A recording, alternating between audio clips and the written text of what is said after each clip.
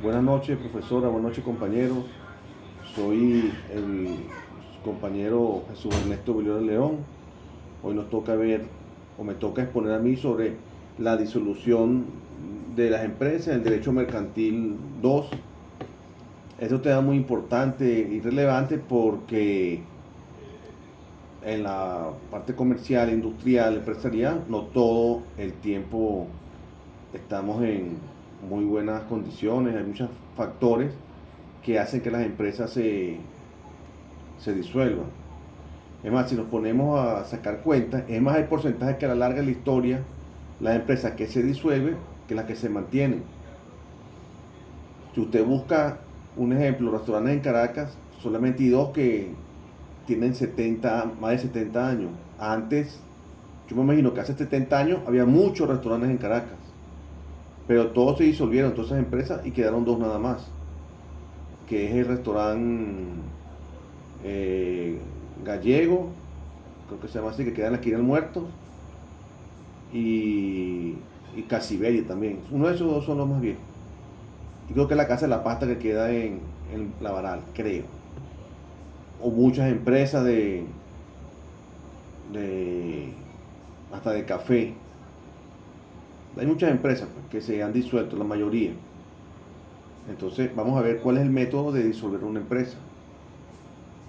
El índice de la exposición es marco conceptual, fuentes del derecho aplicable, tipos de disolución, causa de la disolución, características, proceso de disuasión y acta de asamblea de disolución de empresa, que no está aquí en esta exposición, sino yo se los envío, les envío dos ejemplos de las actas en Word.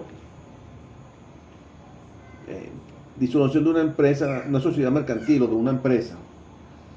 Es el acto jurídico mediante el cual la compañía suspende su desarrollo regular fundamentalmente de su objeto. ¿Qué quiere decir eso? Que si yo creo una ferretería, es para vender material de ferretería, no es para vender pan, ni para vender helado, ni para vender otro material o medicina que está dentro del objeto de creación de la empresa, de su objeto social, y entre una fase de determinación de su existencia legal. Es fundamental precisar que la disolución no extingue de inmediato la persona jurídica de la sociedad. Esta se conserva de manera restringida, exclusivamente para los fines de la liquidación, conforme a los principios de la doctrina mercantilista y los previstos en el artículo 347 y siguiente del Código de Comercio venezolano. Cuando una empresa se disuelve, no es que se disolvió, firmamos el acta de disolución, listo, se acabó, no. Entra en una fase de liquidación que tiene sus pasos, aquí los vamos a ver.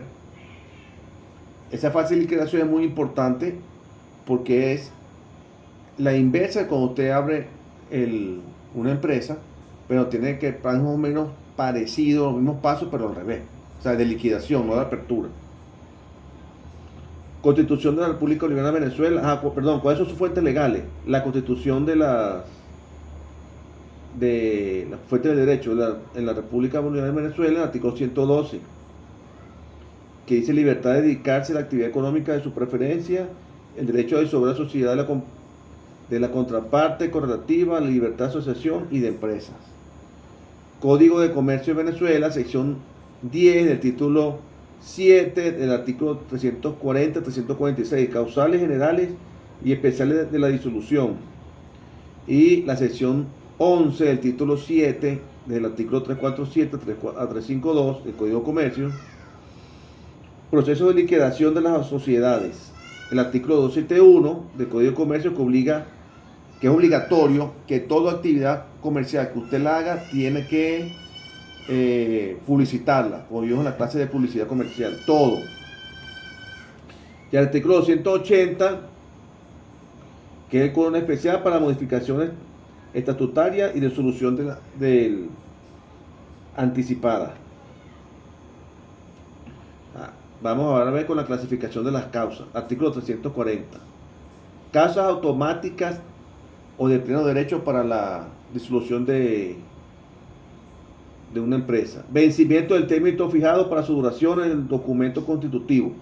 ¿Cómo es eso que una empresa se vence? Claro, si usted va a hacer una empresa, una carretera, entonces usted hizo una empresa para hacer esa carretera. Se terminó la carretera, el contrato dice que dura 3 años de construcción, se terminó el plazo de 3 años, se finalizó la carretera, la empresa se disuelve. Eso pasa más que todo en las constructoras. Consumación del objeto social o imposibilidad sobrevenida de realizarlo.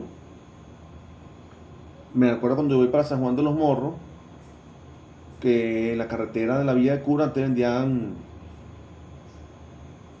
elementos, cosas para la monta, para caballos, o una herrería, pues.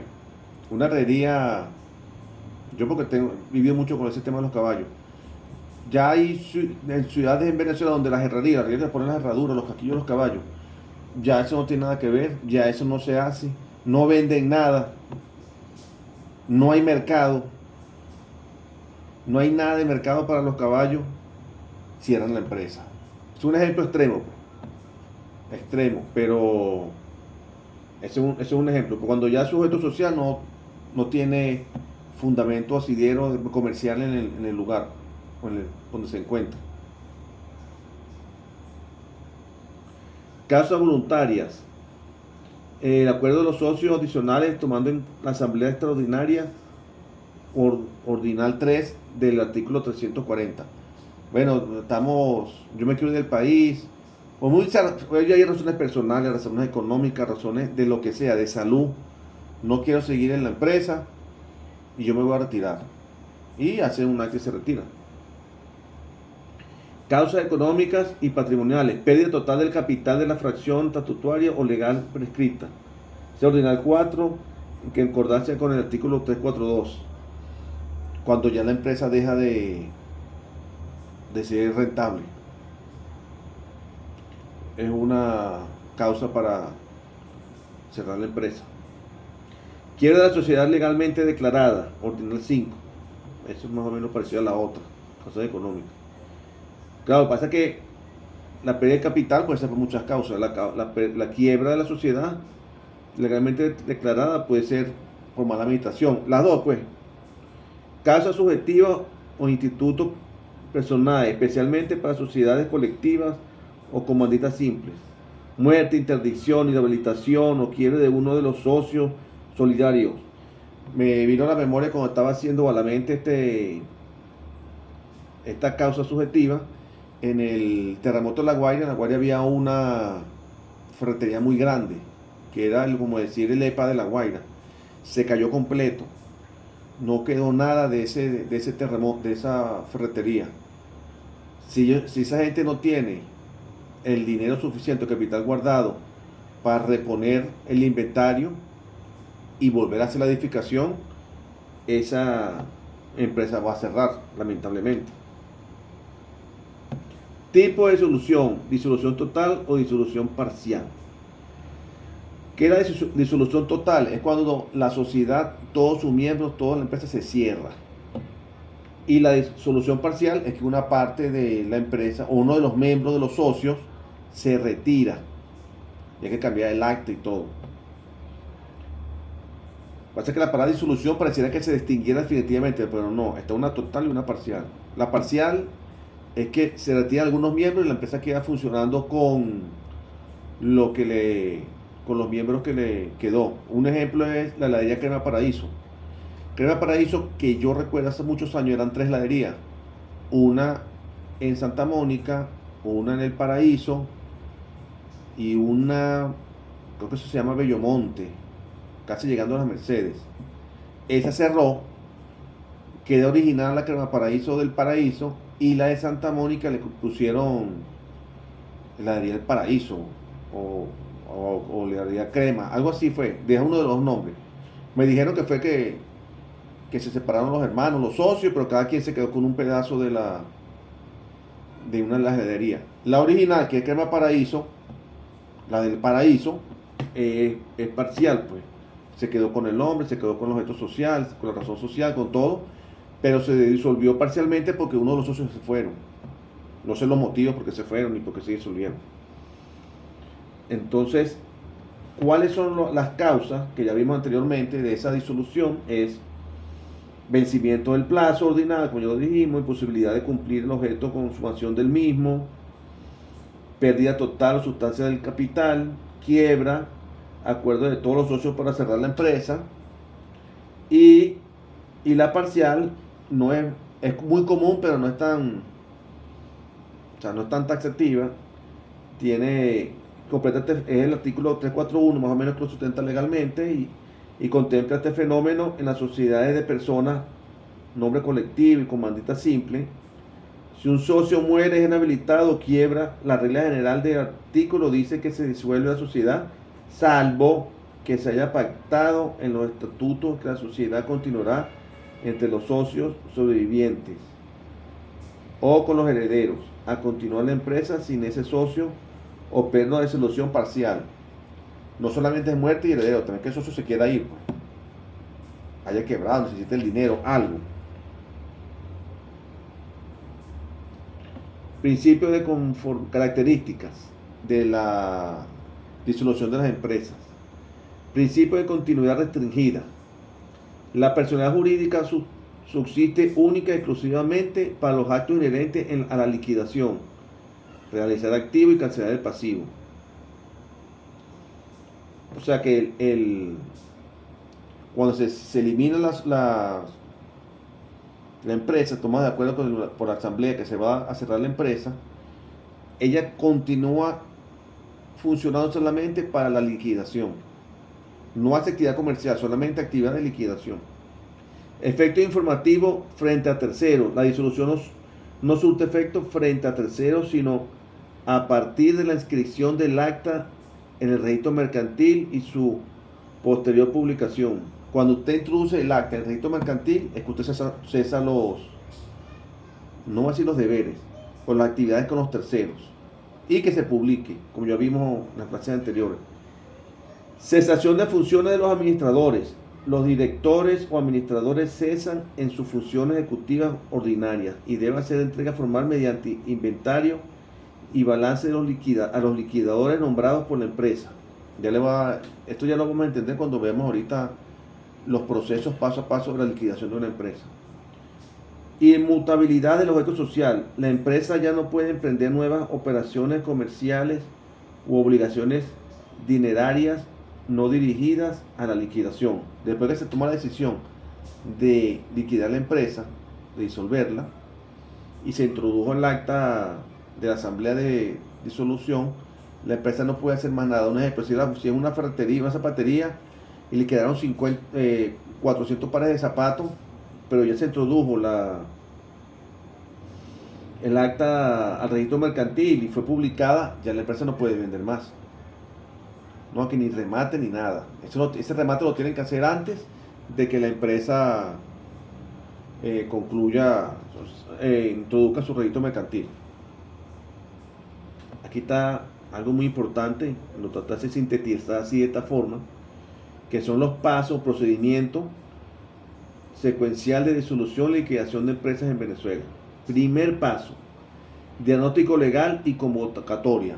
Bueno, los socios se reúnen o empiezan a ver, mira, esto no está dando dinero, voy a poner un solo ejemplo, no está dando dinero, ya no funciona nuestra sociedad mercantil, tenemos pérdida, o esto es mucho estrés, o no quiero seguir trabajando aquí, y deciden, claro, por supuesto,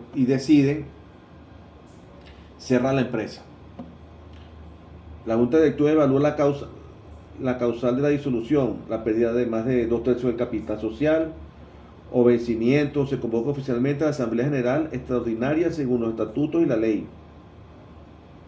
O sea, la Junta Directiva es lo que está frente a la empresa, y se convoca oficialmente a la Asamblea General, que son todos los accionistas, y se toman las decisiones. Ellos exponen y eso, y dicen, vamos a cerrar la empresa porque estamos quebrados. Entonces después viene la celebración de la Asamblea de Acuerdo, exigencia de quórum calificado conforme al artículo 280 del Código de Comercio, aprobación formal de la disolución anticipada y entrada en estado de liquidación. En esa asamblea se vota y se dice, vamos a cerrar la zapatería, no estamos vendiendo nada. Cese inmediato de las funciones directivas de los administradores. Cuando se toma esa decisión, se llaman los administradores, a los empleados, a los gerentes, les dice, cerramos la empresa, estamos quebrados. No hay más nada que hacer por aquí y no se hacen más actividades comerciales ni contables. Nombramiento del liquidador. La junta directiva en su acta nombra al liquidador. ¿Quién es el liquidador? Es la persona que se va a encargar de cerrar la empresa, que va a ser del punto,